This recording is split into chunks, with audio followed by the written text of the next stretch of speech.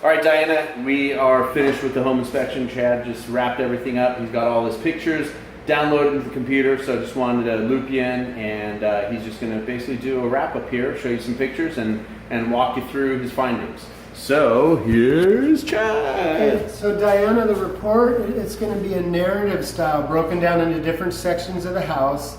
Findings are going to have a picture saying what it is and where it is in the house. And then all those items are also going to go into a summary section at the end of the report. On top of any findings, a lot of information in there, like what kind of appliances you have, water pressure, water temperature, what kind of AC and windows and heat. So a lot of info in there on top of any findings for you. Okay, so, and it has a lot of pictures for you. So these are just general shots here, the outside. That's just telling me there's no anti-tip device on the range. It's a little bracket that kind of screws on the floor, on the wall, so when you slide that range and that back leg locks in it. And it's mostly about kids wanting to climb on this. It prevents that unit from tipping over. You can get them at Home Depot for around $10 if it's something you need. Exhaust fan and lights are working. This is just the brand's dishwasher, completed a cycle. So I'll check hot and cold under every sink, and I'll observe the drain as things are draining to look at the flow, look at all the connections, look for any leaks, look at all the valves under here. These are steel braided supply lines. These are your lines going to your washer and dryer. I'll recommend just putting little C-clamps on these just to hold those pipes against the wall. But no leaks, it all looks good. A general picture of the kitchen, all remodeled, nice. We're getting hot water at every fixture, where and when we're supposed to. Your oven is working fine, your range is working. That's just showing that the gas is off by SDG&E, they have it tagged off. So I'll note all this in the report, and they're gonna probably put a new flex line on because the brass needs to be switched out. Just general shot of the living room. There was a couple ungrounded receptacles. That's telling me that there's an open ground. So some in the living room were, there's a couple in the bedroom, and some are grounded. All your GFCIs in the bathroom and kitchen are working properly. So see, that's grounded. So you have a combo, which tells me that probably the ground wire is just loose on some of those. That's your AC wall unit, and it's been on the whole time, working fine.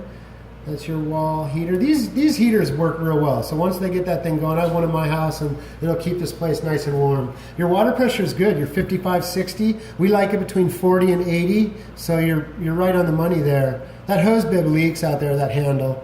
You could maybe try to tighten it or just replace it. Just a shot of the yard. This just talks about sliders. Back in this time of construction, sliding glass doors, the sliding portion is mounted on the outside, like this house. Nowadays, new sliders have it mounted on the inside. That's just information for you. Just showing the AC working. I mean, I had it about 49 degrees, nice and cold. That's your electric panel in the second bedroom closet.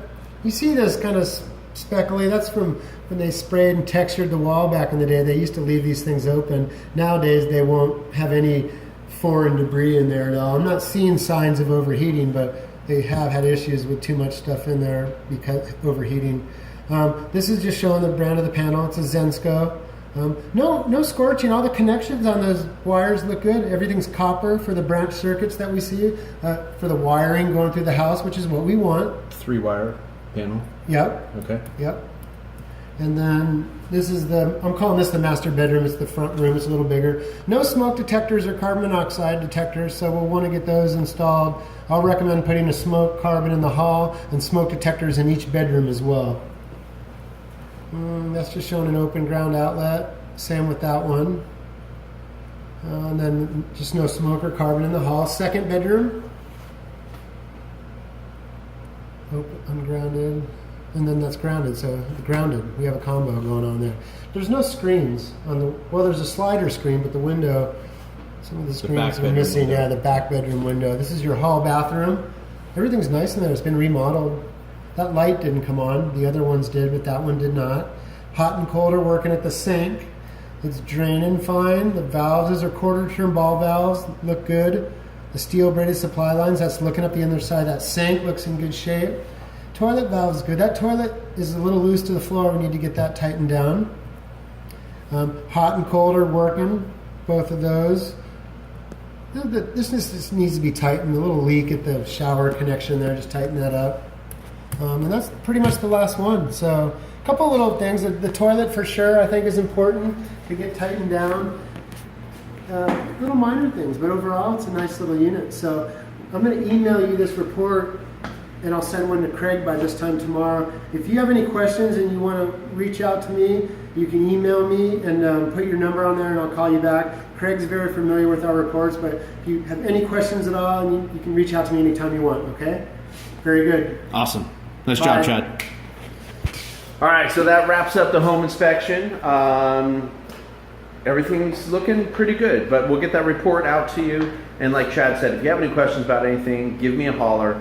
The next step that we're going to have here is once you receive that report, I want you to go through everything, read through it, especially the summary section. That's where he's going to point out and it's going to highlight any of his findings.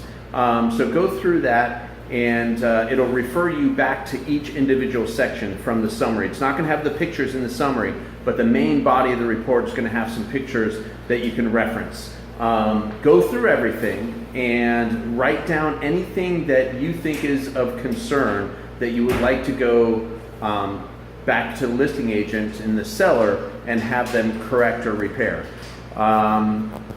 Then what I'll do is we'll have what we call a post-inspection huddle up, and I'll go through the report as well and make my own notes, and then we'll compare notes, and then we can talk about putting together a request for repairs and how we're going to do that and how we're going to approach that.